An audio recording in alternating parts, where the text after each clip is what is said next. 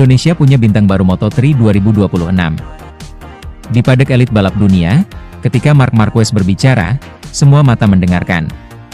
Kini, ia menyebut nama Veda Ega Pratama, pembalap muda Indonesia, sebagai salah satu pembalap yang memiliki kombinasi lengkap untuk bersaing di kelas dunia. Marquez menguraikan bahwa kekuatan Veda bukan sekadar kecepatan murni, tetapi adaptasi luar biasa terhadap motor dan lintasan, serta mental juara yang jarang dimiliki pembalap muda. Saya melihat dia punya kecepatan instan, tapi yang lebih penting, dia tahu kapan harus menunggu, kapan harus menyerang, kata Marquez dalam sebuah wawancara yang kemudian dikutip media Indonesia. Adaptasi cepat, teknik balap matang. Salah satu poin yang ditekankan Marc adalah kemampuan Veda untuk beradaptasi cepat. Marquez menunjukkan bahwa ketika banyak pembalap muda masih mencoba memahami motor dan karakter sirkuit Eropa, Veda sudah bisa tampil konsisten. Motor baru, ban baru, lintasan baru, banyak yang terjebak di adaptasi.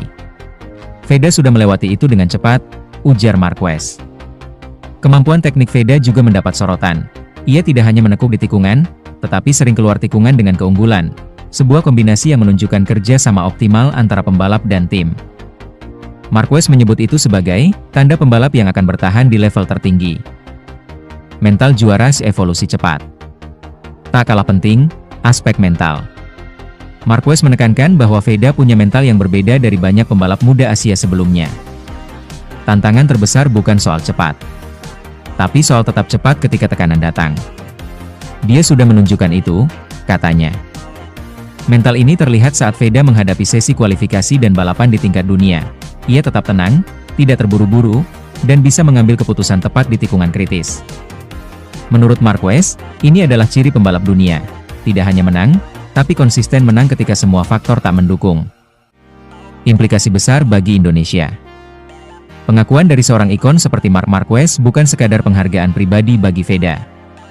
Ini adalah momentum bagi balap motor Indonesia.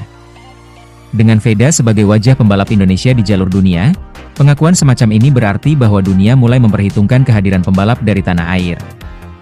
Media Indonesia langsung menerjemahkan pernyataan Marquez sebagai sinyal. Indonesia punya pembalap yang tak hanya ikut, tapi bisa contending. Tantangan yang masih menanti. Meski pengakuan besar sudah ada, Veda masih punya rute panjang. Entry ke kelas dunia, Moto3, artinya lawan semakin cepat dan strategi semakin kompleks. Konsistensi performa bukan hanya soal satu atau dua hasil bagus, tetapi musim penuh. Ekspektasi meningkat. Ketika ikon dunia bicara, publik dan media ikut menunggu. Veda harus membuktikan bahwa label lawan terkuat bukan sekadar pujian.